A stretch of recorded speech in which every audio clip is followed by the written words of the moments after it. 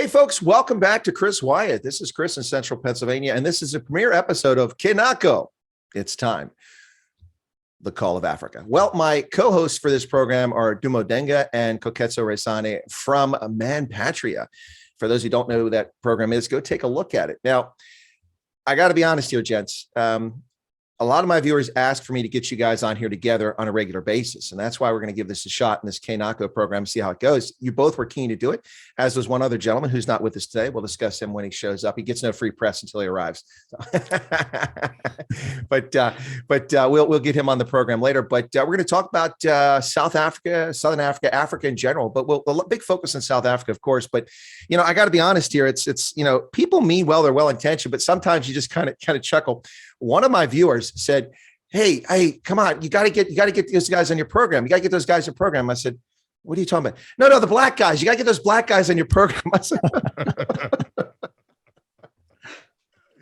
was like, okay, all right. I mean, he means well, the person that said it, obviously not a bigot, but he, it's just funny how it came across. Of course, in the context of race relations in America and South Africa, sometimes you can't help but chuckle what people say. So Dumo, how's it? How you doing today? I'm great, Chris. It's always good to be on your show. And yeah, I'm looking forward to having a great discussion. Well, I am as well. The last time the two of you popped on my program was, I think, after a Big Daddy Liberty stream in which I was not in the chat, but I was active, or I was not in the program, but very active in the chat. And I invited you guys over to our program. And sure enough, you popped in and we had a grand conversation. Koketso, how about yourself? How are you doing today? Yeah, I'm living. It feels like I wasn't on holiday just a few weeks ago. I really feel like I've been working nonstop for a few months, but it is what it is. You got to put the work in, and hard work is just one of those things where you can't hide it in a textbook. It has to be a lifestyle, and that's the life I'm living, I guess. So you went on holiday? Well, I was supposedly on holiday a few weeks ago, but given the amount of work I've had to put up with in the past 2 weeks or so, it really feels like I haven't had a holiday. But I'm not complaining, just putting it out there that don't be surprised if I, start streaming from Mauritius one of these days. You'll know why.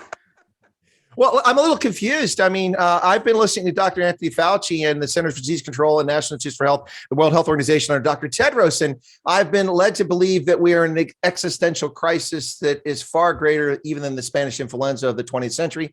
Probably the bubonic plague of 1349 is the last time we dealt with this sort of scourge. I don't know how anybody takes a holiday during that. Shame on you. How can you take a holiday? It's such a disaster. Well, I was sold a dream, I was sold a dream. I was kind of told that we were almost in the end times, really. Turns out we're still here, most of us, the overwhelming majority of us. So there's always that. So given that fact, I'm going to go ahead and carry on living life. God did not put me on this earth to shrivel in fear. Oh, I like that. That's the kind of words I like to hear. People not afraid. That's great news. Listen, let's just launch right into it. The Zondo Commission. Part 2 of this novel has been released. Well, it's not really a novel. I suppose it's more factual than fiction, but it is entertaining to see the press scramble and how they're covering it. Dumo, what are your thoughts on this? We've seen the first version come out and there was one focus. Now the second second edition has come out now. This one talks a lot about Gigaba, and it talks about Transnet and the Guptas, and it is excoriating these people involved. What are your thoughts on it? Well, yeah, man. I didn't get a chance to read the report, but I just saw the headlines surrounding it. And, it's not surprising. It's not surprising. I think that the corruption that happened under Zuma is so much that you really cannot contain that in a single document. You need to create volumes, like Harry Potter version stuff, Let's hope they're not 9 books, okay? I think it's only 3. You see what I mean? Oh no, it's a trilogy. So it's Lord of the Rings. It's a trilogy. There you go. Yeah. So I think this is very interesting, because I think they had over 1 million pages of evidence showing the corruption. I mean, that is really dense. Having 1 million pages of evidence, and now Gigaba has been implicated, Transnet and so forth. Not surprised. I'm really not surprised that that Gigaba has been involved. I mean, Gigaba was he was a fan favorite of Zuma. I remember when I was still working at SAA, he was the Minister of Public Enterprise, because SAA was under the portfolio of public enterprise, and he was there doing his business and doing his thing.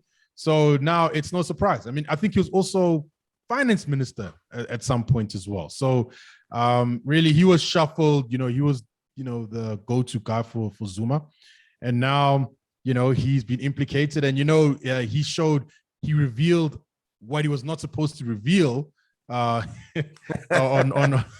if you know what I mean. Oopsie. And so he doesn't really have a good reputation right now.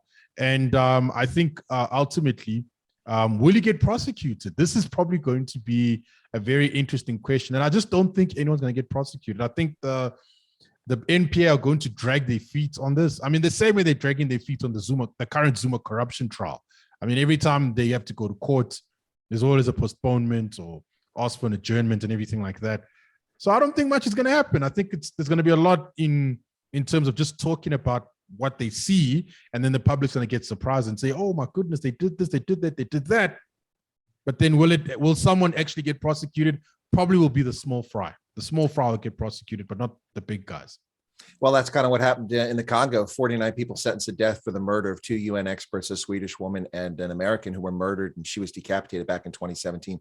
That trial just took place. The military tribunal found 49 guilty and sentenced them to death and one person to 10 years. Now, the Human Rights Watch is complaining that that they didn't go after the higher ups. That's just the little, the scapegoats, the lower level guys, which is kind of what you're getting along. And I kind of agree with that.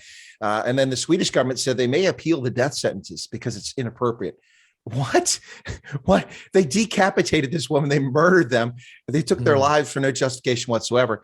And they want to appeal the death sentence. It's just crazy. Koketso, the thing about this is that I think it's fascinating about this is that a lot of people shake their head and say, was this even worth the time and effort? The R1 billion that went into this effort. Rob Hutchison, of course, appears on my program, Answer the Question. Rob and I just debated this a couple weeks ago. And Rob's position was, well, it's a lot of money. I don't know if it was really worth it. My view on this was that, we kind of met in the middle. But my view on this is that while it was expensive, it pales in comparison to what U.S. investigations cost, by the way. But while it was expensive, it nonetheless creates a body of evidence gathered in one place that, should anyone ever decide to prosecute, it's just ready there. It's right there. You don't even need an investigation in this. You've got the data right there. You've got the evidence. You have testimony. People admitted their guilt or mistakenly admitted their guilt in some cases in front of the commission. So you've got this body of evidence. But was it worth 250 billion rand when so much of what's coming out of it, we already knew? People already knew this. But the other piece of this is, I think it's worth it for that reason. The other reason I think it's worth it is because it brings a focus to what really happened here now. And that's kind of my view on it. A lot of South Africans disagree with me. Koketso, what are your thoughts? Yeah, I think we shouldn't lose track of the initial reason why this commission was incepted in the first place. It is a judicial commission of inquiry into allegations of state capture against public companies or public organs of the state, something like that. It's got quite a long name, but I think we've just, it's very easy to kind of forget why this was actually put into place here. And this all stems back to the recommendation by the public protector that we go on and that by we, I mean the country, that we go on some form of fact-finding mission, really. So if for nothing else, then let's have at it, and actually put into the record some of the things that actually happened. I mean, let's be honest, it did drag on for, a lot longer than everyone thought it would. But for a lot of us, there's information that came out of that commission that we didn't necessarily know about before. Things may have actually been bad than we actually thought of before. But I like what you're saying in that let's put on the record so that whoever wants to prosecute at a later stage, they've got something to actually chew on. And that was the entire point of this exercise. Something had to be done because, yes, even in the absence of spending a lot of money for this commission of inquiry, it sets the wrong message. You don't want the criminals having that safety net that, look, they can actually get away with doing bad things. This was in some way, kind of like a massive slap on the wrist to particularly public sector workers, cabinet ministers, even the president himself at the time, that, listen, we will take you to book. It might take forever. It might not happen in your lifetime. But to anyone else who wants to try this sort of thing, just know that there is a president being set that we will come back at a later stage and prosecute you. The big question, of course, remains whether we will actually see some form of prosecution. That's what I'm looking forward to. I'm 50-50 about that, really. I'd really love to see some of these bad actors go to jail, particularly in their own lifetime. A lot of them are well over the age of what's considered to be normal working age. So I'd really like to see a lot of them going to putting on prison overalls at the very least.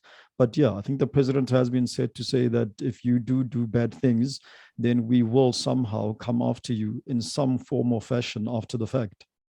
Well, absolutely. And there's one other piece of this too. And I'm going to tie in a viral video here from the States that occurred with a granny beating up an attempted thief at what looked like to be a Walmart. I'm going to tie that in to make a point here and get you guys' reaction.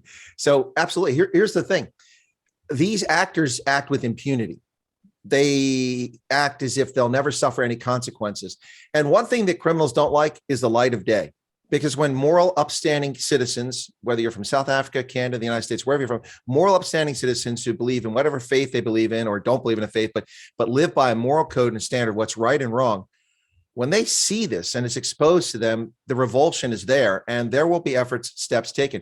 People talk about the ANC, will never lose power. Now, a lot of people, they're banning about, well, in 2024, they're going to lose. Well, listen, the bottom line with 2024, we'll see what happens in 2024. That's a long way from now. I mean, the ANC, by all rights, shouldn't even got 40% of the vote in the 2020 municipal election. I mean, how much more could you possibly screw up? An armed insurrection takes place inside your country, destroying KwaZulu-Natal, massive destruction in Soweto, in Gauteng. Pervasive PPE theft, one failure after another, officials holding parties and dancing, breaking lockdown rules and suffering no consequences, 3 million people thrown out of jobs, hundreds of thousands of businesses collapse, heartless national coronavirus command. The list goes on. If you can't defeat the ANC in that election, you got a problem. But here's what happens. People turn away. The ANC lost 2.5 million voters from what it got in 2016. That's 32% of the vote, less in 2021. So the argument that the ANC can't lose, I don't think is valid. And one reason is because people will turn away from them. They either won't vote or they'll just simply turn away. Excuse me. Somebody keeps calling me from Canada. I could turn my mobile off over there. So, so let me take this video now and tie this in. So from Dumo's reaction, I can see that he saw the video of this lady. I thought it was a Costco at first, but it looks like it's a Walmart. I'm just, looking at the material around the shopping carts. But this guy's got a balaclava on. He walks out with a cart full of groceries. He obviously hasn't paid. Somebody followed him. He's got a mo. He goes, "Hey, you going to pay for that?" And he goes, "Yeah. I'm going to pay. Where you going? Where you going, man?" And he walks towards the door, one of those opening doors like this. And this older lady goes up with her cart. And if you look at the whole video, about 43 seconds, it looks like she kind of moves a little bit faster to make sure she runs into him at the door. She goes, "Excuse me." And he tries to get out. And she goes, "Hey." She grabs a balaclava off his head. She rips it off and pulls it away. And "You effing thief. Yeah, it's about time." Anyway, so the guy tries to get his cart out. And so apparently the guy with the phone or someone else is holding the cart, and the old lady holding the cart. So he can't take the cart full of stolen goods. And it's broad daylight, by the way, broad daylight. And he can't take the cart out. And so he reaches in and grabs his backpack, which was in there. And he runs off and he complains. And he gets on a bicycle because he has a bicycle on his other hand. That's why he was a disadvantage. He's big. He's healthy. He obviously could have pummeled somebody if he had a pair. But my point of the story is that he was exposed. His face was uncovered, and that was his reaction.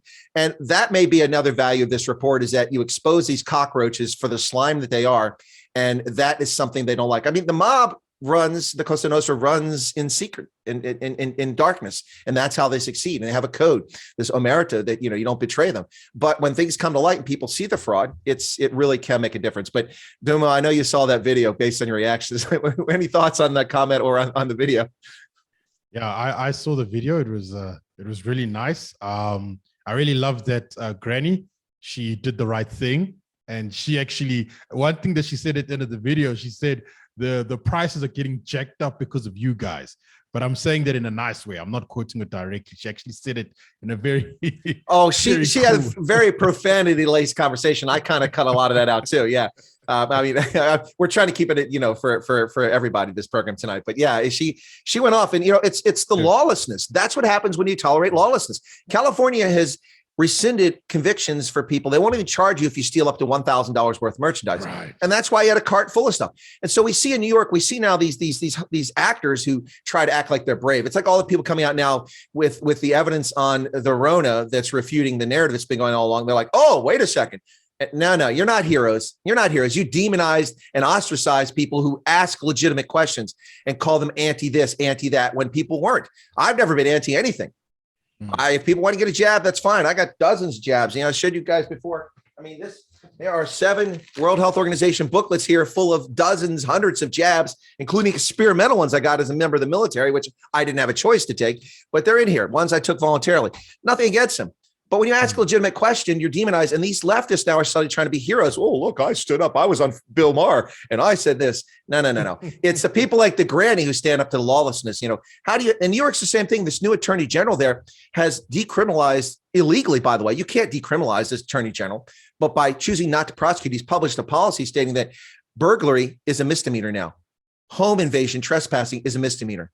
And they're not even charging people with prostitution. It's happening openly in the streets. People performing sex acts. Now, not so easy to do in January. It's pretty cold, but it's happening. Performing sex acts in alleys right there off of Times Square in New York, selling drugs. They're not arresting people for it. And now, if you fail to register your vehicle in New York, it's not even, they don't even cite you. Traffic offense, you run a red light, you hit somebody. Well, if you hit somebody, they'll probably come after you. But you hit a traffic accident, the cops don't even respond anymore. It's like Snake Plissken, Escape from New York. That's what's going on here. It's crazy. Koketso, any thoughts on this nonsense? I'm kind of veered away from South Africa, but I mean, it's South Africa's in New York and Los Angeles now. It is. Yeah, I mean, we always speak about respecting the rule of law, right? And it's actually a very key principle, particularly if you're the type that believes in, just raising children with good values. I mean, in my childhood, I think Dumo will attest to this as well. We grew up in relatively conservative times. You go to church, you go to Sunday school, they teach you not to steal, they teach you not to swear, they teach you all of these things. So hopefully from a parental perspective, your parents kind of wish you keep those going into your adult life, right? And if you don't, then you become a menace to society. You start entertaining ideas like, right, let me not work for my money, let me rather help myself to the proceeds of someone else. Let me rather help myself to what's on the shelf and walk out without paying for it. So these small things, they quickly accumulate into what starts off as bad behavior, but can very quickly spiral out of control if you do it across not just one person, but 10, 20, 50, 1,000. Before you know it, you just have a lawless society. So I think the respect of law has to be a overarching principle that we kind of have to defend. And you can't let people get away with something as small as stealing out of a grocery store, or even a big wholesaler like a Walmart or a Costco or anything of that size, because it sets a precedent to tell people that, listen, you can actually get away with living your life by doing bad things. And that's exactly the kind of world that you don't want to live in. It's a small thing, but we really should defend it. And kudos to the grandma who actually stood up to what would have been a stranger, I believe. And that actually says a lot. And that shows that even at her age, she really does understand that this is the sort of thing we don't let kids get away with. I say kid because that man who walked out would have been a kid to her anyway. Yeah, exactly. But it's interesting because we've seen this play out over a period of time. I've seen it in South Africa play out, seeing it here in the States too now. I'm a big fan of Doc Martin. That's a British show. I'm not sure if you guys are familiar with Doc Martin, but it's kind of a comedy drama show. There's an episode in there in which one of the early seasons in which this annoying leftist university lecturer and psychologist, something like that, moves in next to the woman who becomes his girlfriend, Doc Martin's girlfriend. And they've got a child. They let the child run rampant, do whatever he wants. He kicks a can in the neighbor's house when he walks in and fails to pick it up. So the parents pick it up after him. He goes around, he's keying cars. Oh, he's just going through a phase. So Doc Martin hands him, he says, he says, what's that? Because he's treating his child. He says, what's this? Is that prescription? No, that's a bill for the damage to my car. Huh? There are consequences, and when you allow this lawlessness in society, and the guy said to him, he says, well, I suppose some people are just a little materialistic. Yeah, I don't want my car to rust and be damaged. I didn't pay 30,000 pounds for a car, so it rust. But, the guy's first reaction was, well, he's just going through a phase. You have insurance, don't you? Who do you think pays for insurance? The people who contribute to the insurance pool. And when there's excessive payouts over lawlessness, we all pay with higher premiums. That's why I get very irritated by people building McMansions on the Florida coast in the path of hurricanes who keep driving up insurance costs for me. And I live in a place where there are no hurricanes. So why am I paying for their foolishness? It's the same thing with lawlessness. When you tolerate this, one of the things that happened with the July riots is that a lot of the newspaper reports tried to downplay it. If you notice what was going on, a lot of the press were saying, well, most of this is covered by insurance. Really? So what? Yeah, and that's just so stupid. I mean, buildings were destroyed. So obviously a game that's been burned to the ground is not going to have a job for the 150, 200 people who are working there. Now they're out of work, and maybe insurance will pay for it, but who's going to build it? And then you're going to have security again. You're going to wait for the next riot. There's something happening now, not to throw it on, but let me tell you something. This is New York. You're going to hear this. Here's a prediction. I'm going to tell you. I've heard this before. We've heard the accusation here in America that there are retail deserts. What I mean by that, for instance, is that one of the things Magic Johnson did is he created a corporation to do investment and bring major chains to inner city Los Angeles, where entire neighborhoods, mostly black neighborhoods, had no major corporations. They just weren't there. They didn't bring grocery stores, especially. As a consequence, just corner stores were there, which had smaller volume, so they have higher prices, which costs, consumers a lot more. And poor people getting not robbed, but they're at a disadvantage because they don't have the means to get to a large superstore to buy things. Well, the superstores aren't there for a reason. They aren't there because of shoplifting and because people working for the company taking it out the back door. Now, when you say that, you're called a racist. Okay. Well, it happens in all kinds of places, not just places where black folks live. But anyway, so this retail desert thing, this is what's going to happen in Manhattan and in New York. Let me tell you right now. First off, Manhattan's not a poor place, but there are people who are barely getting by there. But this is what's happening in New York. 73 Rite Aid pharmacies are closing because they've been looted and they've been stolen, and the cops aren't arresting anybody. They can't stay in business. So now the next step is going to happen when they all close and there's no place for people to buy cold medicine or pick up their prescription or buy something short notice. It's open 24 hours a day. We're going to hear that this is racist, that these corporations are racist because they've abandoned poor people and black people. That's what's going to come next. I see you laugh, Koketso, because it's true. That's exactly what's going to happen. They're going to claim that it's racist when all it is a business decision because of this nonsense. Dumo, you want to get in here? Right. I agree. I mean, this is it's another pandemic of its own. It just goes back to, I mean, Thomas Sowell was writing about riots as well, and he said it's the same thing. When there's riots in black neighborhoods, what will happen is that there will be a massive police presence, and then when the police come and then they find out that the riots is not as bad as it was anticipated to be, they'll say, oh, you over-policed the neighborhood and stuff like that. And now when it comes to these, like when you said Manhattan and so forth, where these pharmacies are closing down, I think the media will probably come out and say that, but they don't want to address the problem. I don't know if I don't know if it was in Portland, but Portland also made sorry, I just got a WhatsApp now and it just distracted me. Sorry. I could be wrong, right? But I think it was in Portland, or maybe it wasn't Portland, but there was also probably a similar thing where they said, no, not Baltimore. Yeah. But it was in a place in America, but it wasn't in New York, which could be anywhere. But I think what happened there was actually an incident where I think the governor said that if you steal anything less than like $100 in value, then nothing will happen to you. And then like guys started going into the store and they just started collecting things and leaving. And I remember this guy he had a camera and was just recording all of this stuff. And I was like, this is crazy. Can you not see what you're doing? People are just going to close the store and then they're going to go. And then once they're gone, what you going to do? And then, the prices are going to go up now and everything. Or they might find other ways to sell their product. So it's not the best thing. And I just think that now if they're going to turn it into a race issue, it's just being really dishonest. No, they will. And the thing is, it affects everybody. It doesn't just affect poor folks. It hits them disproportionately when the stores close, especially supermarkets, because supermarkets sell in volume. Let's be honest. Supermarkets, the average margin historically has been less than 2%. Or 2.6% max. So for every $100 worth of goods, you maybe make $1.90, $2.60 in profit if everything goes well. But remember, that's because produce spoils, not all of it's sold, and so they have to take that as a loss. The meat spoils, doesn't, so they have to throw things out of expiration date, and plus labor costs and distribution costs very high. So, but it's also not just there. We've seen these blitz attacks all over California, particularly in Rodeo Drive, in Beverly Hills and places like that, where they break into jewelry stores, they break into stores. 30 or 40 youth, they'll break the door and then they're not going to be arrested for that. They all steal less than $1,000. They grab, put less than $1,000 in their pocket and no one's going to arrest them. So the store gets defrauded of $50,000, $70,000 by 50, 70 people breaking in, none of whom are going to be charged. You'd think there'd be a charge of conspiracy or, some kind of racketeering that's going on here, but it's crazy. It's absolutely crazy. What we're seeing happen with these blitz attacks in California, and now they're happening in New York as well. But it all comes back to the point, gents, that when you tolerate lawlessness and you don't follow the rule of law, this is what you get. And it's quite frightening. I mean, when law enforcement won't even respond, which is the case in New York, cops aren't even responding to calls anymore because they can't arrest people. I mean, we saw last year the year before now, the summer of 2020, the summer of love, as I call it here in America, when we had insurrection going on in America, I call it the summer of love.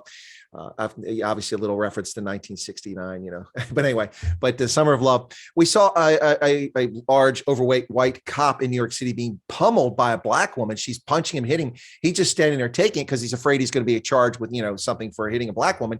A black police officer who comes on the scene from behind sees this woman beating out a cop, and he cold cocks her from behind. The cop was suspended. The black cop was suspended. I mean, she was assaulting a law enforcement officer. By the way, he's distracted. He has a firearm in his hip. Somebody could have reached and grabbed that firearm or discharged it, or she could have grabbed it while he stood there and took a beating. So both cops, the black cop was right. The white cop was wrong. Hey, if they're going to fire you over someone assaulting you in uniform, then you're going to get fired. There's nothing you can do about it. But tolerating lawlessness, that's exactly what it leads to. And the people who suffer the most are the people at the bottom every time. Right. I wanted to say one more thing. Go ahead. Chris. I think even when it comes to the lawlessness, right? Like not even the theft. Yeah. I think also when it comes to just like public decency as well, I think that is also another issue. I remember Walter Williams when he was still alive. He wrote a piece for the Daily Wire, and he said that one of the things that we also need to really take care of is public urination, and this is something that people may not may not have a clear view on this, but what I've noticed is that public urination is actually public indecency. I've seen people urinate in public, and you'll just say, "It's just urinating, whatever." But that actually sends a bad message out there. And I think if law enforcement is not even checking that, that's a serious problem. And I have heard I also heard of another situation. I remember there was a colleague at where I work, and she went to go take a smoke, and she was leaning on somewhere, like on something. And then where she was leaning, there was actually someone actually defecated there, and she got some of those feces on her. And it was so how can I put it? It was so de-dignifying. That thing just was so bad. She had to actually, someone had to get something. She had to take off her pants and she had to wash it off and everything like that. And I think for me, I know I'm a libertarian and stuff, but I think there has to be some sort of level of public decency. Yeah. If your parents are not going to teach you about public decency, then I think the cops may have to get involved. Now, many libertarians will disagree with me and say they might become oppressive. But I really do think that if you are caught urinating in public, defecating in public and stuff, you must pay a fine. I am sorry. At least from the government's perspective, you're going to pay people to clean that up. And there has to be, you can't let it rot, because once it rots, it's going to show. So I think the government has to at least, keep that level of public decency. And yes, there will be those people who get arrested and they may have done something very minor, but people must understand that, look, you don't just go somewhere and piss there. Go find a bathroom, that type of thing. Oh, sorry, not a bathroom, a toilet. The Europeans would say water closet. Water closet. And you guys say restroom. Yes. So the restroom. Well, don't forget, for the military, the Navy calls it the head. So. Oh, okay.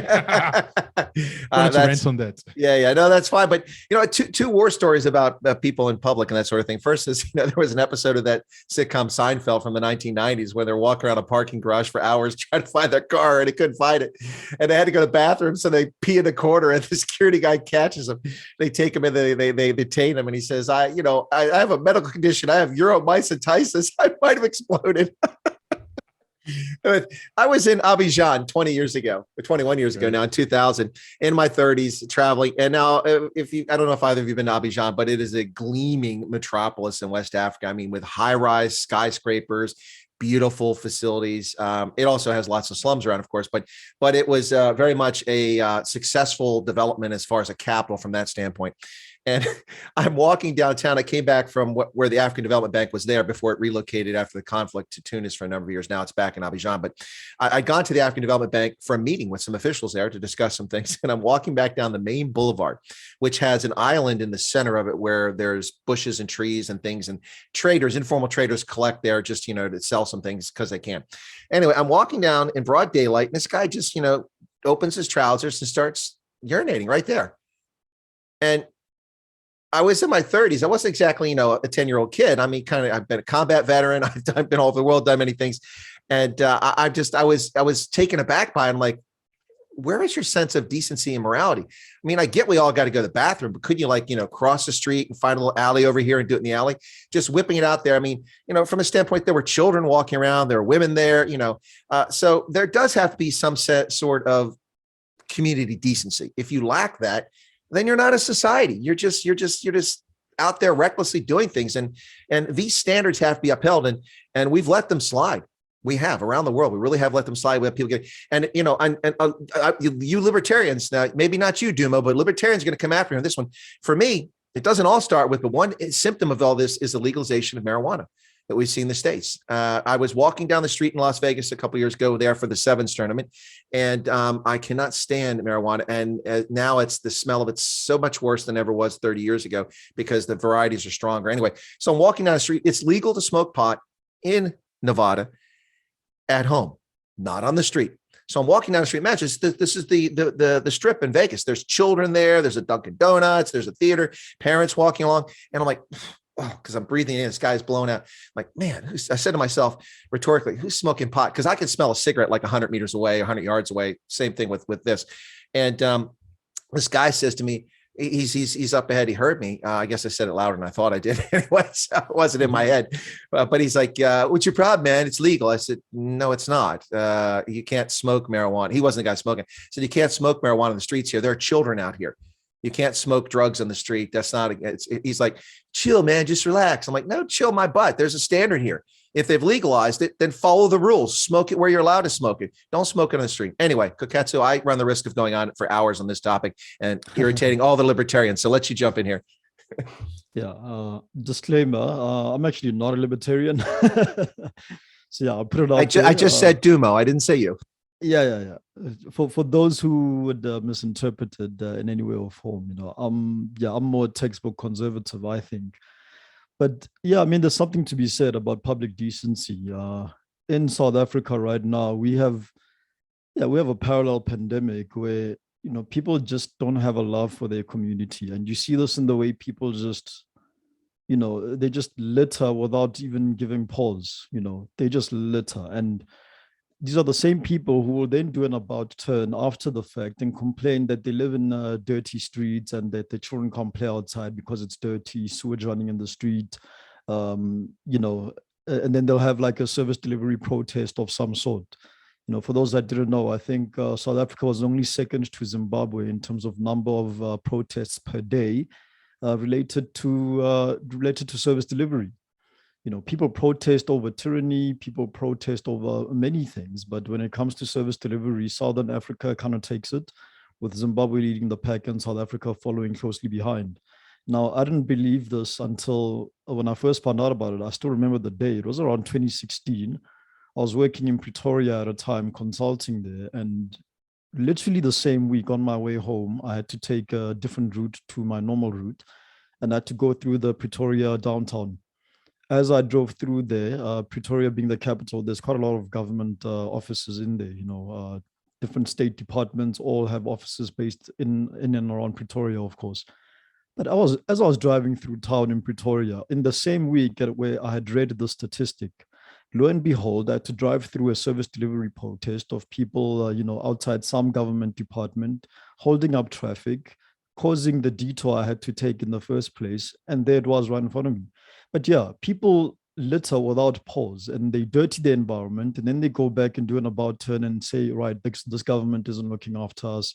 Why aren't our streets clean? Why don't our street lamps work when there's another pandemic of cable theft where, you can't get street lights that work because all the wiring gets stolen and gets sold on the black market for cheap. So there is just a patent lack of love for one's environment, and that has to be addressed. And if it starts off with something as basic as litter, it's things like urinating and defecating on the street, etc. That's not far behind. It's all along the same kind of thought, where if you can justify one, you can clearly justify the other, because it's never your fault, right? It's always the fault of a lack of facilities, or that guy. yeah, or that guy. There's always an excuse. So the best thing to really deal with it is just address things at an individual level. Have that love for your community. But there is an argument also to be made to say, how do people love their community if they're not from their community? And that's another discussion for another day, I suppose. But it is what it is, and that's the country I live in, sadly. Funny enough, though, government officials they always like to pander to certain constituents, that is, those that live in the slums, etc., etc. But no one ever stops to ask themselves, where do these actual government officials live? It's a lot like the whole. I do. Fair enough. It's like the whole ANC and Democratic Alliance thing. You've got a lot of ANC hotshots who 90% plus of them live in a DA area, and their ward councillor is from the opposing party. But come voting time, they go all out to go to these areas where they really campaign and show face with their T-shirts and their jackets and their fancy cars and all. But where does the guy sleep at night? He sleeps in the comfort and security and cleanliness of an area that is governed by the DA. But most people don't even realize that, right? It's what's more important is to look at the guy's skin color and then use that as a basis for whether he gets your vote or not. No, absolutely. That's really sad. When I was a young kid, I was influenced by things, and I could have gone this direction or that direction. And I think probably because I always wanted to be a forest ranger when I was a kid. I love forests and the trees and hills and stuff like that. But I discovered that it's hard to get a job there, and it pays less than waiting tables in a restaurant. So in high school, I realized that wasn't the future, even though I liked it. But I was influenced heavily by developments in America in, I was the 1970 or 69, when we had Earth Day. 1970, I think, was the first Earth Day, and people started focusing on environmental degradation that was taking place from coal mining and from uncontrolled, unconstrained production of chemicals and dumping of the byproducts. And we saw all sorts of things in the 70s. And I was very interested in it. So I wrote the Environmental Protection Agency. You could get free public information.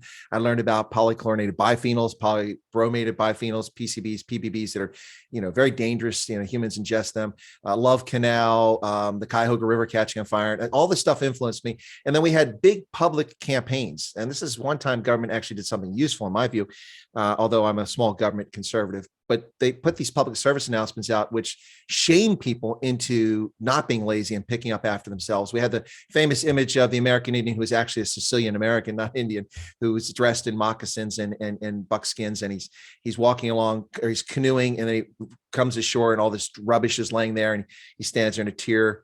Only you can make a difference, that sort of thing.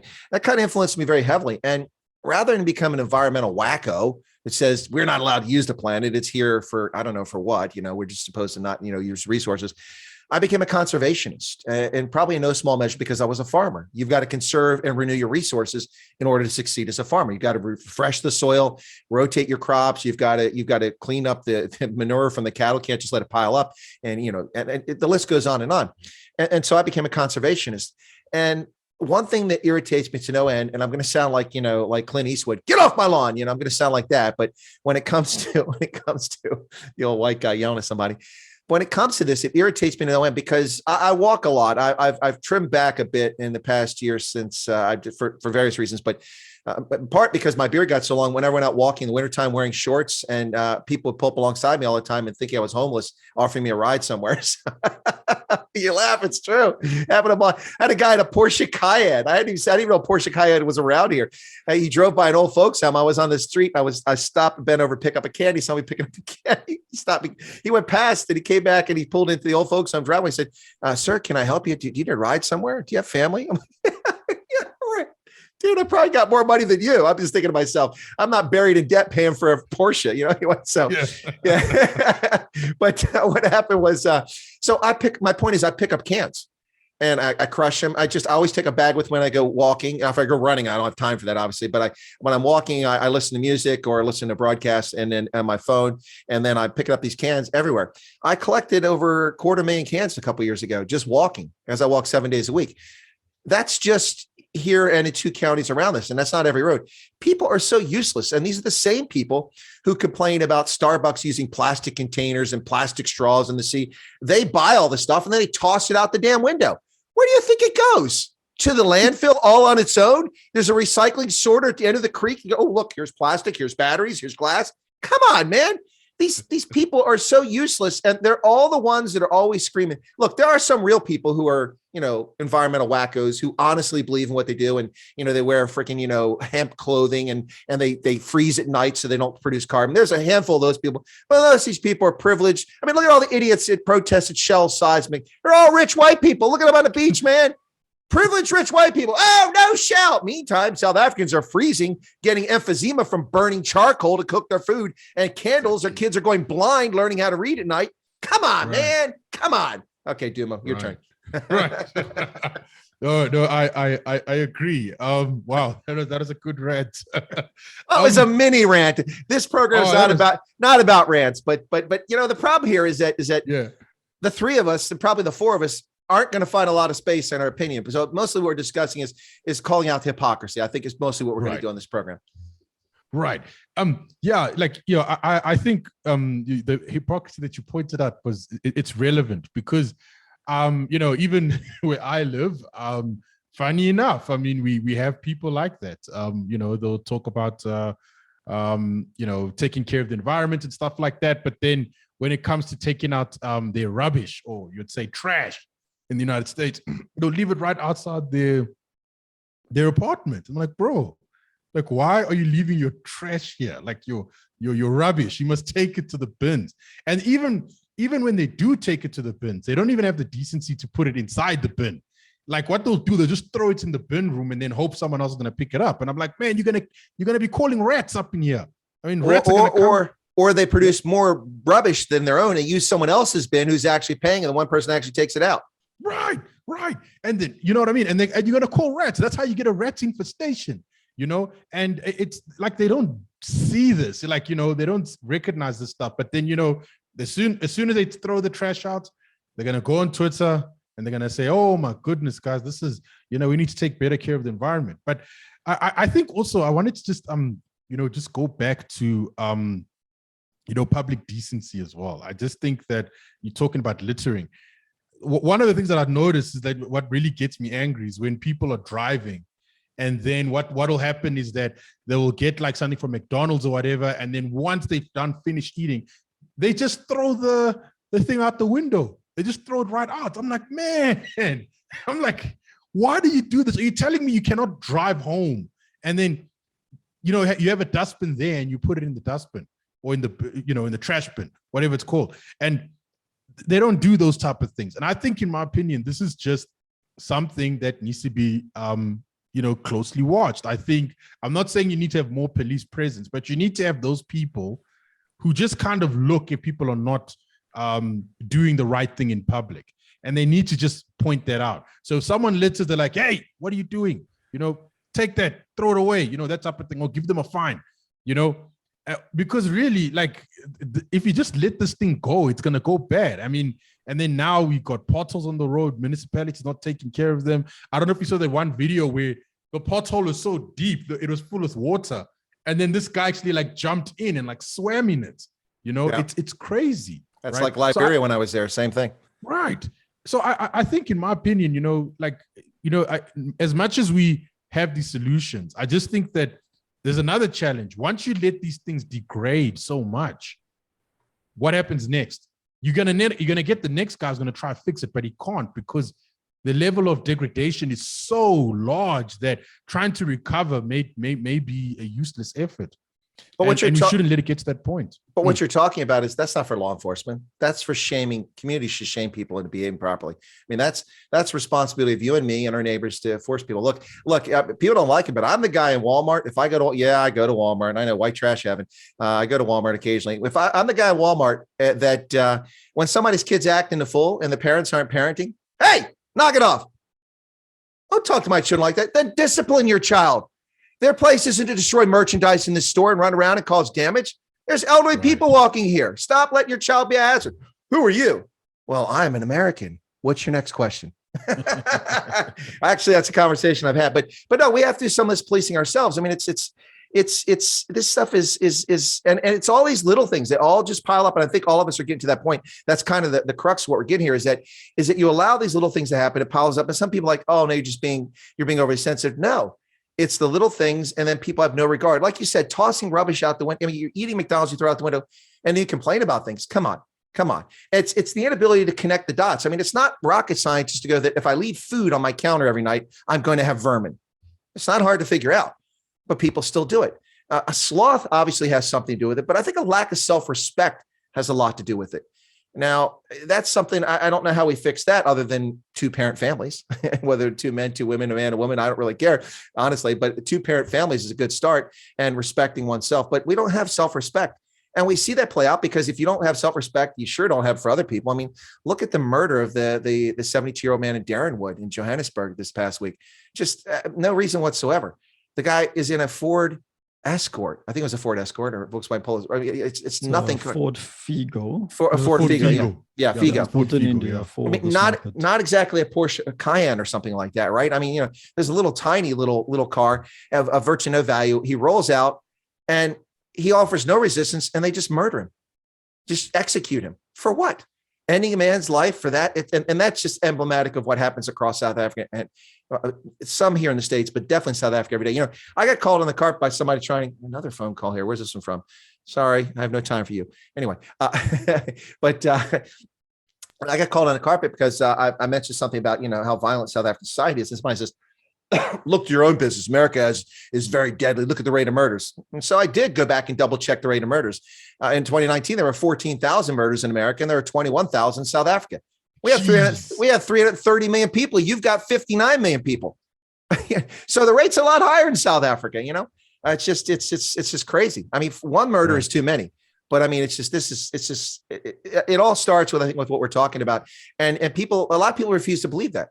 But the facts are there. And here's the thing that really irritates me about all this stuff is that, and this is where I want to go with this. And I was buying time, by the way, in case you didn't notice that there, to remember my thought. Now back to my thought now. It's a little technique there. Now I'm back to my thought. What comes out of this is demands for legislation to restrict our freedoms. So for instance, in California, when I was there for the the Sevens World Cup in 2018, they passed an ordinance banning plastic straws.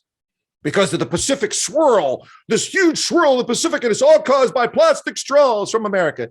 No, virtually 98% of the refuse that winds up in that big Pacific swirl out there comes from Asia and one river in Africa. It all finds its way there, not from America.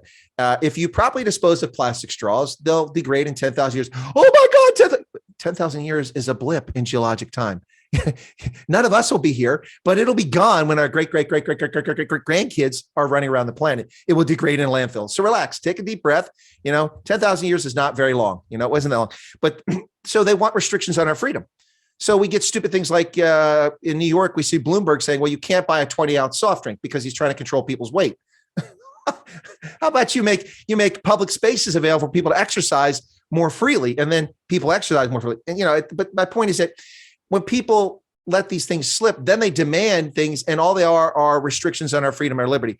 I dispose of my rubbish properly. I never leave trash. When I walk outside and somebody's trash is blown around the neighborhood because it tipped over, I pick it up. Other people, now my neighborhood's pretty good, but in other neighborhoods, I see that people just let the trash blow around as if it's going to magically wind up on Mars and disappear from their neighborhood.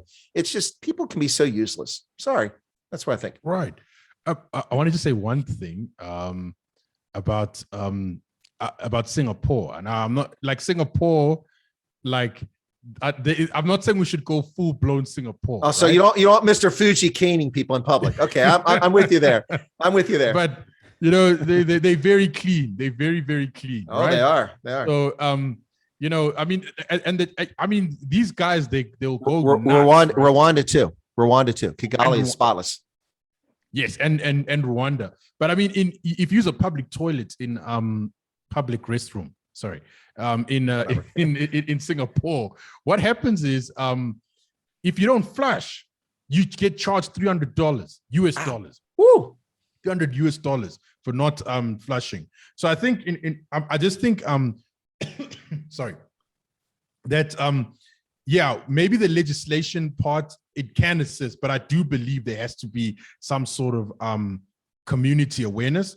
And then the second thing is that I think with Joburg, sorry, I'm cooking food. I think it's burning. But anyway. No, it's the Rona. It's the Rona, man. It's the Rona. Did you get the oh my God variant? Oh my God.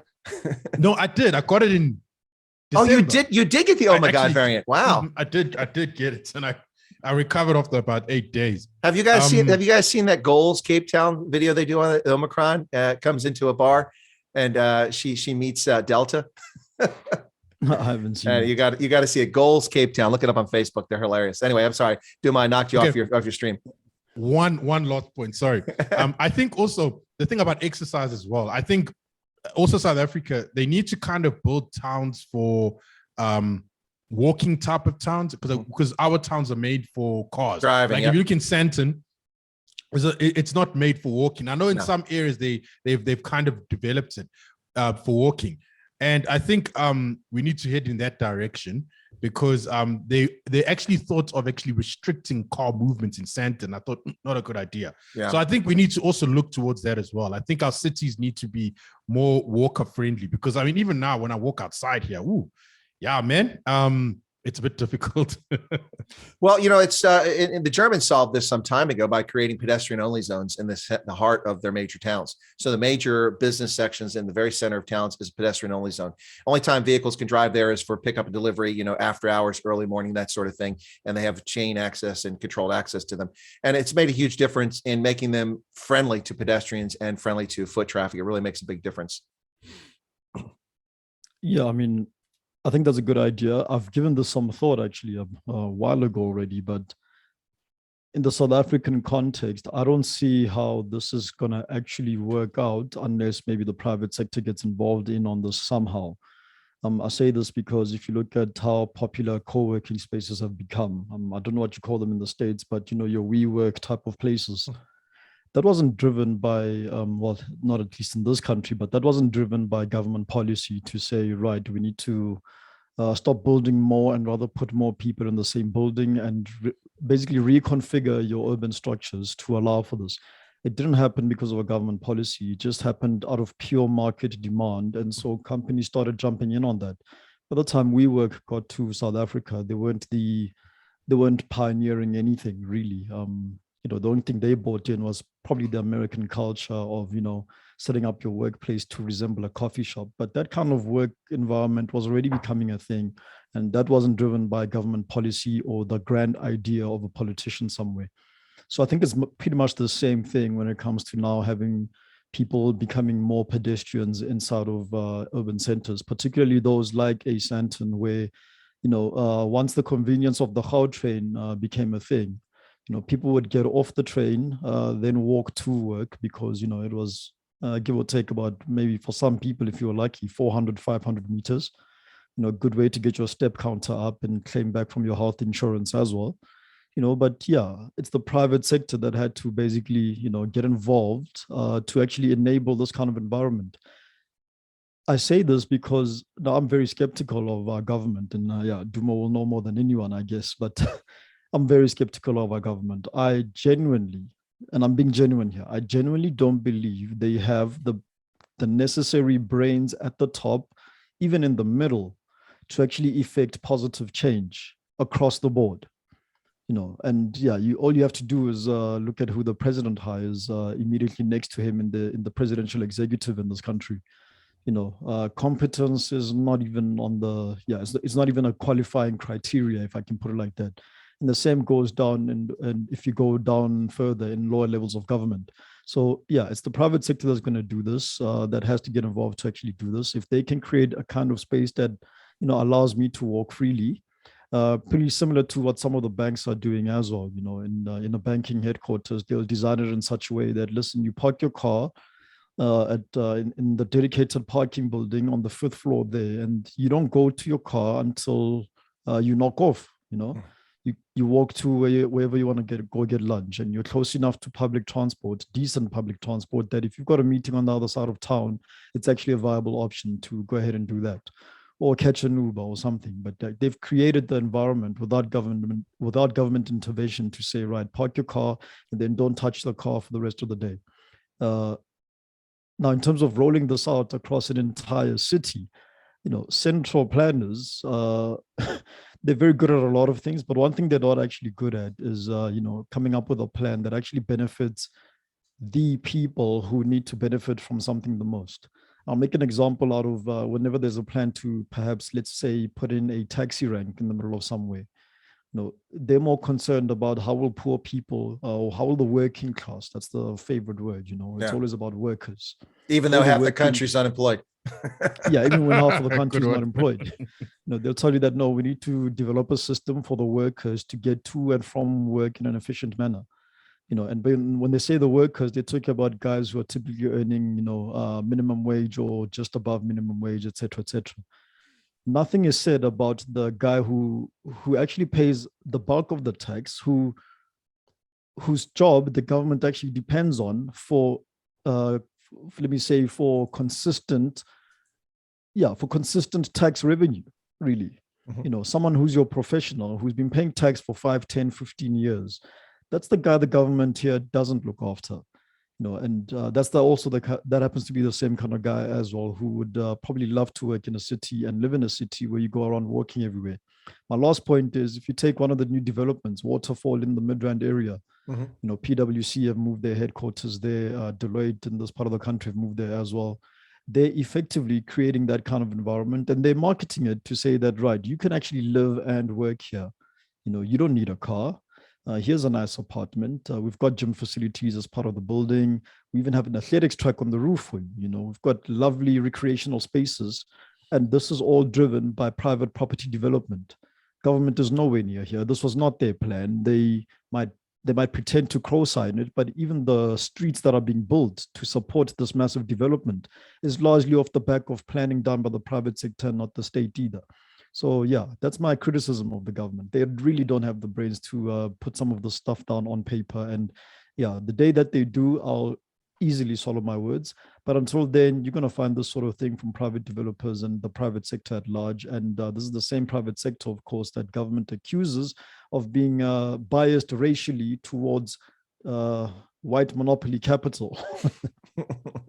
Well, there's a lot to unpack to Koketso. So let me get to a few of those. And then before I finish up, I want to get back to something Dumo said earlier.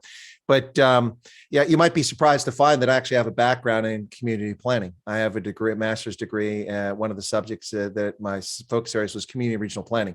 Pretty unusual for an Army officer to have a degree like that, but I was teaching at Iowa State University and I couldn't find anything that appealed to me. So I focused on international political economy, anthropology, cultural anthropology, and community and regional planning, which I thought would all come together and work well for Africa. And it did. I worked on a thesis on the ANC's housing subsidy program and how it was going to be ineffective because it didn't address need, it addressed income. Anyway, so that's a long story, but so background community regional planning. So I get where you're coming from there. Columbia, Maryland is a good example of what a private corporation can do successfully. Now, this is a project started in the late 1950s by a developer, and it's successful to this day. It's one of the nicest communities in Maryland. And it's also a community with mixed income. It's got wealthy people, it's got middle income people, it's got lower income people. And it has green space everywhere. You can walk from apartment buildings and residential plots to the shopping centers and the petrol stations. You can get around. It's well maintained. The association fees that are raised for it by the private organization maintain the streets. They take care of the rubbish collection in places and common areas. In addition to that, they also use that for snow removal and such, and it's incredibly successful. It's one of the good examples of it. Now, we've had bad examples of businesses doing these things, but also bear in mind, this was something done in the 1950s, early 60s, and had a vision that's still valid today. I mean, they create a space, never knowing about internet, never knowing about telecommuting to work or any of those things, yet that city was designed so that it meets those needs. It was very flexible, meets those needs to this day. Now, the reason why government can't work, in your case in South Africa, I know where you're going at. I always told people the thing with South Africa ANC is that, now, not today, but 20 years ago, you might get a competent minister and maybe a competent deputy minister, maybe if you're lucky. But once you get into bureaucracy, you quickly run out of human capital that has any value whatsoever, and the execution isn't there. So that's the case for South Africa. But beyond that, let's pretend that they were all, let's go back to when the National Party ran the country and much of the bureaucracy was competent. Okay, they were. Much of them were. Let's be honest there. Whether they should have been there or not, it's a different story. But much of the bureaucracy was competent. But then what's the incentive? What's the incentive? Private industry has the incentive. It's profit driven. If you don't make money, you go out of business. You want to survive.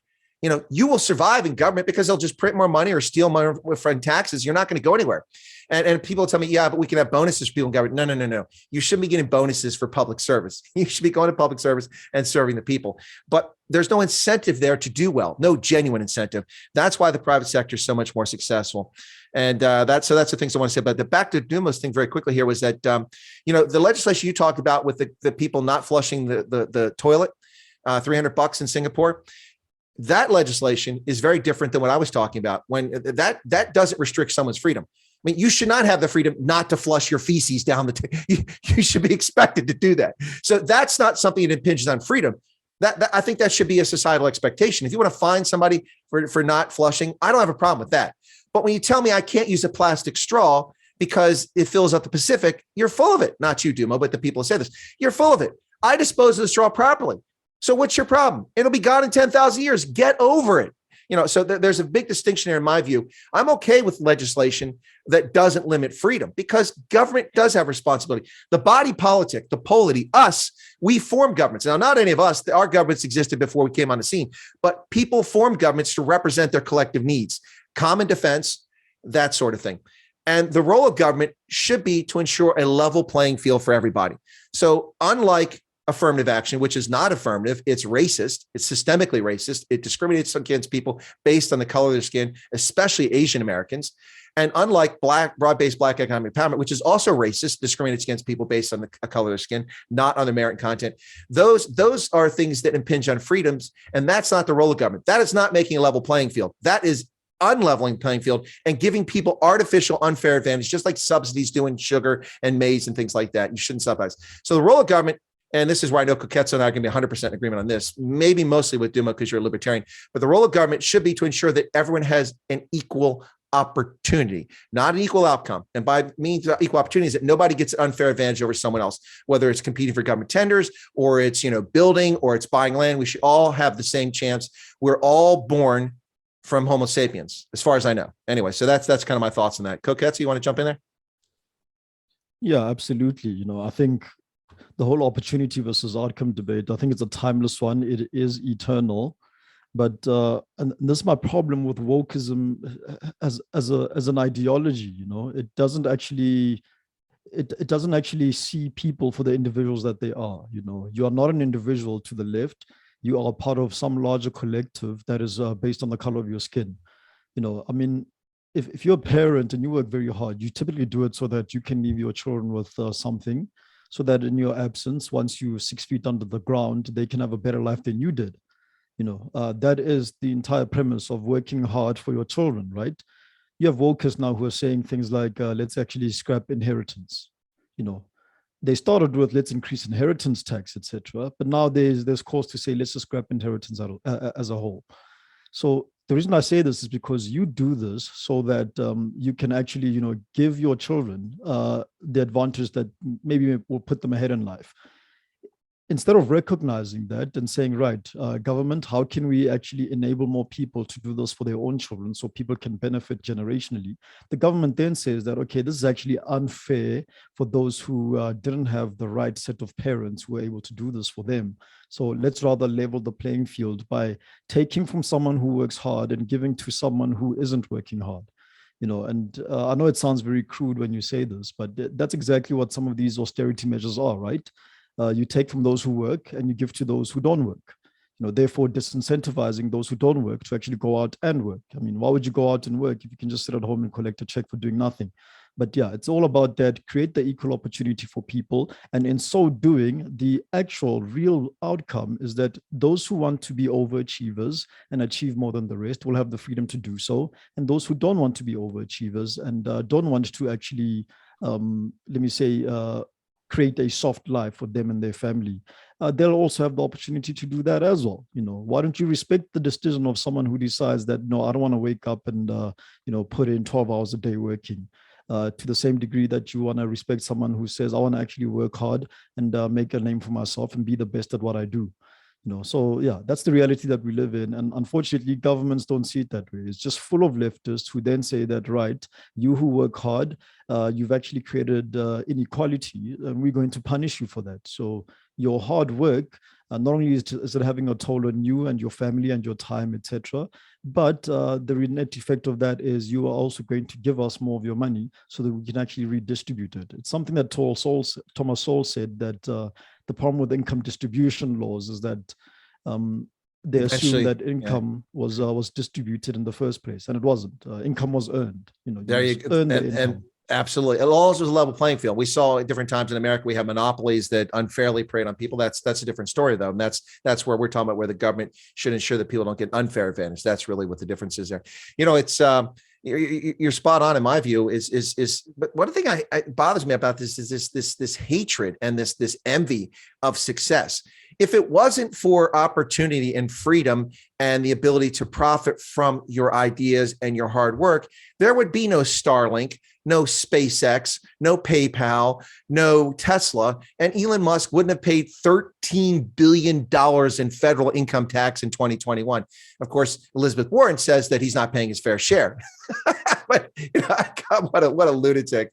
Tax the rich when they're already the most taxed already. Exactly. 13 billion. That's more than anyone's ever paid in personal income tax their entire lifetime in the history of the United States. He paid in a single year. And their hatred and envy of success is what's so frustrating about this. But the whole thing with this is that you have to allow people the opportunity to profit from their ideas. If you don't, people like you were indicating there, Koketso, they just sit around and collect nothing. We've seen it here. First, under Obama, we saw unemployment unprecedentedly extended to 5 years of unemployment benefits. No incentive whatsoever to go back to work. And we saw millions of people live on the dole. They were comfortable collecting a check, doing nothing for years. And now with the pandemic, we start the nonsense again with all these incentives and payments and all this stuff. And then corporations get this gratuity too, because we have this payroll protection thing, which Trump put forward in the Congress, and they cover these companies. So like United Airlines, the salary of their employees was guaranteed by the federal government, which means I was paying for United Airlines, even though I wasn't flying on it.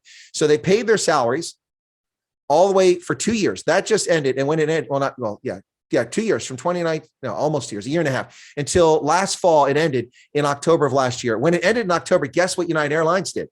Once they were no longer beholden to the government, because that was the time they were forced to, they cut the money. Once they no longer got the money from the government and the government couldn't have any influence over them, they put all their employees who refused to get the jab on unpaid leave. So they got rid of it, 2,000 employees, because now it's, so anyway, I'm getting a little off the track here, but the bottom line with all this stuff is that there have to be incentives. And as you said, that wealth is earned. As long as it's earned legitimately, what's the problem? Now, see, I have a problem with the wealth that Cyril Ramaphosa has because it wasn't earned legitimately. It was handed to him through corrupt crony deals, for favor and because of his connections. That's not earned wealth. But Elon Musk, his wealth is earned. Donald Trump, his wealth is earned. Bill Gates, as much as I detest Bill Gates, his wealth is earned, although the start wasn't legitimate because they used monopolistic practice. But that's a whole long story. We'll talk about another time. But let me shift really quickly. We've been on for an hour, guys. Not everyone in my audience knows anything about you all. Some have seen Man Patria. Some have heard your names mentioned. Occasionally might have seen a program. So Dumo, can you give us a little short biography? Let the audience know a little bit about yourself. We won't do this every stream. We'll just do this today because it's the inaugural launch of Nako. So tell the audience a little bit about yourself, who you are. We've already found out you're one of those libertarians that likes to let people smoke pot, but go ahead. Hey everyone, my name is Dumo Tenga. So yeah, man, I'm a libertarian as Chris mentioned. And yeah, I'm a big lover of freedom. I've been childhood friends with Koketso. I currently work in the finance industry, so I'm not doing YouTube all the time. I actually do have a 9-to-5 job, and it's really awesome. I really love where I work. Really cool place, really cool industry. And yeah, man, you know what? I'm not that type of guy that will. I'll allow people to smoke pot as long as I don't smoke it in my place. But I don't smoke pot. I don't smoke it at all. I hate the smell of it. But yeah, I recommend people not to smoke it. So I'll say, yeah, you can smoke it, but just please don't smoke it. It's really not beneficial.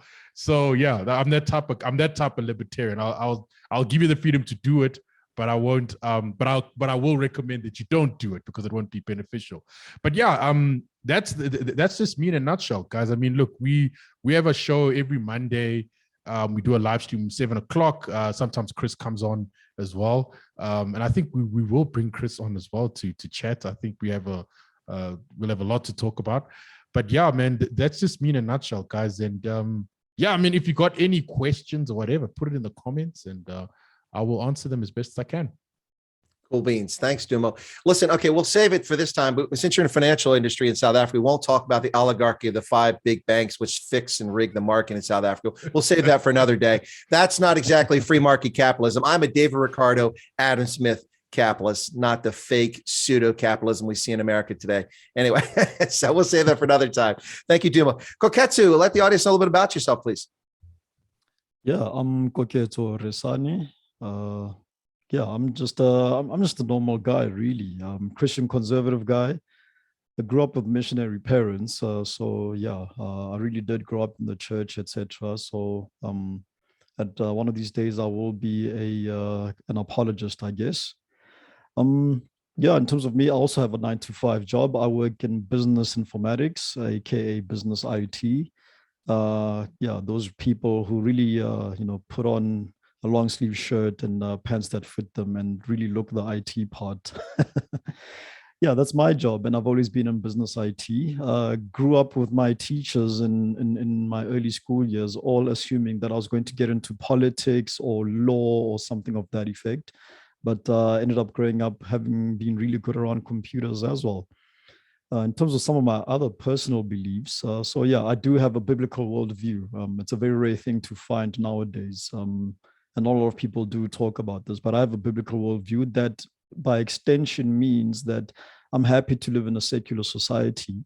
But the moment you demand that I renounce my faith or put limits on practicing my faith, that's when you're going to see the bad side of me. And yeah, so this is where the overlap comes in with libertarianism, of course. So you won't see me going out on a crusade or anything like that. But push the right buttons and you'll see me in a crusade. Otherwise, yeah, catch me on Manpatria every Monday, like Dumo mentioned. I do turn up on some other platforms as well. And I have a website launching in a few days as well. It's a relaunch of my own website where I'm going to do a lot of writing to finally appease my early school teachers and get some thoughts down. Well, that's interesting. We'll look forward to that. I've been writing op-ed pieces and research articles for Roman Kamenek's Morning Shot of Light, which has been a nice cathartic release for me to get some things out, because you can't talk about everything on certain platforms. So a chance to actually put that stuff out there. It's a conservative site, but looking forward to that new website. Appreciate that. Now let's save this for another conversation another day, Koketso, but I think maybe something we ought to talk about in one of these programs is the demonization of faith, because not so much in South Africa, although I think you're seeing signs of it, but it has definitely been the case here in America, where Christians have been open season for 40 years, people attacking Christians. And I don't come at this from a standpoint of being a Christian. I come from a standpoint of we have freedom of worship in this country, and the mainstream media, the tech now, and then of course academia for decades have been attacking Christians, accusing them of being bigots, this, that, and the other. And when actually people of faith, whether they're Christians, Muslims, or Jews, or Hindus, Buddhists, people of genuine faith that I've met in my lifetime are compassionate, forgiving, and tolerant of others, despite the characterizations put on them. I don't want to go into a whole thing about that, but maybe we could talk about that in another program, because I think that's an apropos topic, is the demonization of faith. Yeah, solid topic. I'd love to be in on that as well. Same here. Yeah, there's plenty to talk about there, actually. But not on the finance one. I might get fired. I know we want to avoid that. We want to avoid that. Some of us on the PooTube are we're already walking on eggshells, trying to avoid getting false strikes. Big Daddy Liberty's on eggshells right now himself, but I appreciate where he's come from. No, but I'll attack the financial industry entirely on my own channel. Don't worry about it, Tim, when you're not on. Well, no, look, okay, I'm going to go there for a second. And I don't even know where you work, whether you work for a bank or an investment house, whatever. You don't have to answer. You could just look there and just look away. But I mean, I told people this 20 plus years ago. I said, one of the big limiting factors in South Africa's economic growth potential is the control of certain sectors of the economy. So for instance, there's 5 major banks that control pretty much banking. And so what happens is that, for instance, they issue credit cards. And at that time, most merchants were charged 5% for every transaction. So if you go to a hotel and you pay with a credit card, if the bill is 100 Rand, 5 Rand of that go to the credit card processing company. By contrast, in America at the time, the average rate was 1.6 to 1.8%. So Americans are getting almost 3% break over what South Africans and travelers to South Africa are getting. that is a prohibitive cost. Now, I understand why it happens. The market is smaller. You got to make more money with higher margins because you have lower sales, but it really is a limiting factor in economic growth. Anyway, so we won't get into that, but that's one of the things I like to attack the South African banking sector for. Then the fact that they charge you outrageous rates for your money. I have had dozens of bank accounts and multiple brokerage accounts and mutual funds, everything under the sun, every financial investment you can think of. And I've never paid a bank 1 cent for services in almost 40 years of banking. Why? Because they have my money and they're using it to lend to other people. So why should I pay them for letting them borrow my money? I don't get anything for it. So anyway, but I have a problem with that. One of my big visions, by the way, guys, is the next big thing. I saw in the 1990s that I thought cellular telephones were going to be big in Africa. I was right, but I stayed in the army, so I missed that revolution. And I came to that epiphany when I was stationed in Italy in the late 1990s. I had a GSM phone. I'd had this huge Motorola that used to flip open, not the flip phone, but you pull the bottom open, you pull the little plastic antenna at the top, and it lasted for like 3 hours before the battery would die. It cost me $35 a month. And my calling area for local calls was about 8 kilometers wide by about 20 kilometers long. And anything outside that, so if I went from one side of town to the other, I had to pay a toll call. So I went from that to Italy, where I got a GSM phone. It fit my hand. The battery lasted 24 hours, and I could call anywhere in the States for 35 cents a minute from Italy, call Europe for 15 cents a minute. And I'm like, whoa. If we could put this in Africa, and it was just starting to bring mobile phones to Africa, and this is 1997 when I came to the epiphany. I missed out on that. Then I had this little idea about, I was in Liberia and I saw all these people texting all the time, and I'd seen it in the UK. I'm like, because we used to have to pay for text messages, like 15 cents for a message. I'm like, I'm not using text messages. That's a waste of money. But I saw people in the UK just texting all the time on the trains when I was going back and forth to London when I was on a visit there. And then I was in Liberia and I saw Liberians still, they're paying 5 cents and they're still doing it. I'm like, they don't have any money. Why are they doing this? And I'm like, you know what? I see these people stand in line at Western Union and MoneyGram every day, trying to get their money and send money and receive money mostly. And they're getting charged 8 to 15% on every transaction. And I'm like, that's just ripoff. That's usury. Why can't people just use mobile phones? You got text messages. Can't you encrypt that and transfer money that way? And later, a few years later, in a couple years after that, in Tanzania and Kenya, M-Pesa came about and mobile payments came up. Like, missed that revolution. Anyway, there's a couple more ideas I had that I missed out on because I stayed in the army, but I'm not in the army now. One thing I'd like to deliver to Africa is banking to the masses. Now, in South Africa, lots of people have bank accounts, but in most of Africa, very few Africans have any bank accounts. Banks in Africa exist not for the consumer, but for governments and mining houses and big corporations. That's who they loan money to. That's where they make their money. They may have commercial accounts, for consumers, but that's just a side business, just to facilitate expats and government officials and stuff like that for the most part, with the exception, obviously, of Southern Africa, where there's more, and North Africa, there's more developed, but most Africans have no access. And it's, what happens is you get places like Kenya where the crop comes in, they harvest the maize, they sell it on the market, they got a wad of cash. And then guys go drink it all up and spend it on girls and not their wives and family and drink it all up. And then there's the money left to buy seed corn.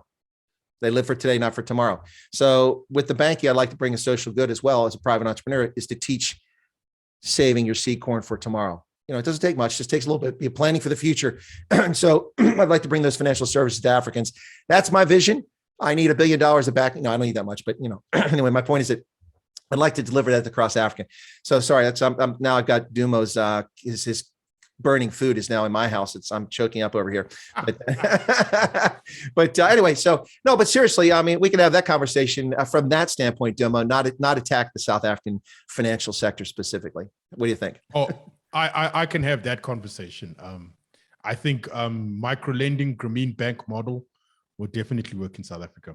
But, yeah, absolutely. Yeah, but that's just lending. I'm talking about, so really quickly, let me explain. So when I was in Botswana, in order to have a checking account, which is a useful thing to have, in order to have a checking account, they charge $25 minimum just to have it, whether you make a transaction or not. $25 is a lot of money. That's a few $100 per month, And then now that's what? That's 25. That's about 350 Rand per month just to have an account. Some people, that's their monthly income. I mean, a Sasa grant, there you go. That's stupid. So that's what I want to do, is avoid that. One of the nice things I saw is that when I was there, this charity that I used to work with, run by an American who's married to a Malawian, well, he's Zimbabwean, but his family's from Malawi. Anyway, but she lives in Botswana, Lisa Jamu, and her kids, she raised her kids there. She started this thing called Stepping Stones, which is an after-school program for latchkey kids. so that they're not just running around the neighborhood. They're learning life skills and they're improving their education and learning teamwork and preparing for, technical school or university and stuff like that. She wanted to teach life skills like, financial planning to kids. This is in Africa. She's an American. That's why I came to her. She's like, okay, they should do this. I grew up, my parents taught me life skills. They should have this opportunity. So she convinced one of the banks, I think it was FNB, in fact, which is the South African bank with branches in Botswana, FNB, to offer checking accounts to these kids at no charge. So these kids got checking accounts. Instead of paying $25 per month, they could use it, and they learn financial skills on how to use a checkbook and be a responsible citizen. Now, financial literacy is something that's missing the world over. Here in America, we don't teach it. It's a disgrace, and it's definitely not taught in Africa. That's one of the social goods I'd like to do, and that's coming from a capitalist, because a rising tide lifts all boats. Exactly. Yeah, agreed. Well, guys, let's see. We've gone about an hour and 10 minutes on this stream. My stream's been recording longer because I got it started before we got going. But any topics you want to round off this initial nako with, or any thoughts on it? Do you like the format? I mean, there's not much tension here, and we're not really jumping in on each other. So that's different than some other programs and different than my program frequently. But any thoughts, Dumo? I mean, any comments about the format? Are we on the right track, you guys think, or should we adjust it? We'll hear from the audience, but let me get your thoughts. Yeah, no, I like it. I like this free-flowing format. Topics came up, had to think on your feet and so forth. I enjoyed it. I really enjoyed it. Well, that's what I like. I get a lot of times from people when I interview them who are more accustomed to a formal setting. I tell them, I said, listen, my other program, when I interview people, it's the Indaba conversation with Chris, because it's not really an interview. It's more of a conversation, and it should be apropos. I don't want people to, unless we're talking about some very, if we're going to talk about Ukraine, then I'll say, hey, we're going to talk about Ukraine in this program, so you guys can go check the facts and figures and make sure we're up to speed. But this is really a philosophical conversation, at least for this one. And I think that's kind of where we should go with it. I think it's a little different than other programs. Koketso, your thoughts? Yeah, I like the free flow as well. I call it honest conversations. It's not conversations where, people are trying to effectively show you their credentials in life by coming with certain qualifications and giving professional opinions or anything like that. Yeah, I like what this is. And I think there needs to be a lot more of this online, it's just a solid way for people to actually glean opinions of one another, especially if you're listening, but more so if you're also doing the talking. I love it. Well, what I like about this, and I'd like you guys to comment on this, is what's fascinating about this conversation and about the three of us here in this program, and our fourth when he joins us. No free press till you're here, buddy. Anyway, the fourth one when he joins us. But the three of us is that we come from different parts of the world, different ethnic backgrounds. You guys grew up together. You're childhood pals, so there's just probably some rub off on each other, experiences, and each other. But I mean, I'm a couple years ahead of you guys on this path in life, and I've done many things, been all over the world. But isn't it ironic how we have very much the same worldview when it comes to the big issues, if not all issues? How you guys grew up there, I grew up here, I lived all over the world, and yet we still reach the same conclusions. There must be something to the path that we're talking about. It can't just be happenstance. And that's why I'm a conservative, because it works. That's what I was getting at. And we'll forgive the libertarians. Some of them got their head screwed. Some of them got their head screwed on straight, like Dumo. He's got his head screwed on straight. But that guy in Texas, Rand Paul's dad, kind of makes me nervous. Ron Paul. He's not a bad guy, but he's a little too far out there as a libertarian, as far as I'm concerned. But gents, okay, let's go ahead and wrap up this first nako, the Call of Africa. I think we've got something. We'll see how it goes. We'll see if an audience likes it. And if they don't, the heck with them. I'm enjoying it. We need an audience. But let me give you each a chance to get the last comments and anything you want to say. If it's interesting. We started this out, and I raised the Zondo Commission. We didn't spend a lot of time on Zondo. We went quickly and started talking about philosophical things, and that's kind of cool. But Dumo, is there anything that you'd like to share before we wrap this up? I'm going to put you in the center square here. You've got the stage. Right. Look, I mean, I just want to say thanks for having me on, Chris. I really appreciate it. And yeah, guys, hopefully we have more of these shows, and I hope you guys like this one. Well, talk about succinct. My goodness. All right. So Koketso, your chance for last stab there. Yeah, I think we should always be wary of everything that's going on around us. Ignorance is not bliss. Ignorance is ignorance. And the last thing you want to be, or the last person you want to be, is an ignorant person. So there's always an opportunity to learn something from someone else. And I hope that this platform can, at the very least, be an opportunity to learn something from someone else, not someone who's paid to do it, not someone with a journalism degree who's measuring their words carefully, but just people having conversations and bringing to light some of the issues that the larger world out there tends to ignore. Well, once again, well said. Not quite as short as Dumo, but more the length I was looking for. So, no, but Okay. seriously, let me just for the audience's benefit, because we do have a global audience here. Nako, it's a Setswana expression which means it's time. And that's why we came up with this. Of course, I lived in Botswana where they speak Setswana. It's the same language, essentially. It's Tswana on the South African side of the border. And so I suggested that. It's also, for those of you that pay attention to football, that game of soccer, the so-called beautiful game, one of the logos for the 2010 FIFA World Cup in South Africa was Nako. And so if you make that, so Koketso remembers now, that reminds him.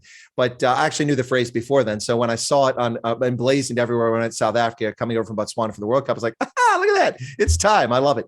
But Nako, the call of Africa, not the rise of Africa, but the call of Africa.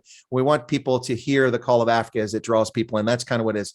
So folks, listen, thanks a lot for tuning in. And thank you very much to my co-host here, Koketso Rasani and Dumo Denga, for this first iteration of Nako. I hope you find it informative, enjoyable, and future editions should be broadcast live on stream. Give you a chance to comment as we go along. And we'll incorporate some of those comments in the future programs. But folks, we'll be back with you here on the program shortly. So thanks a lot. God bless. Have a lovely day and take care of yourselves wherever you find yourselves around the world.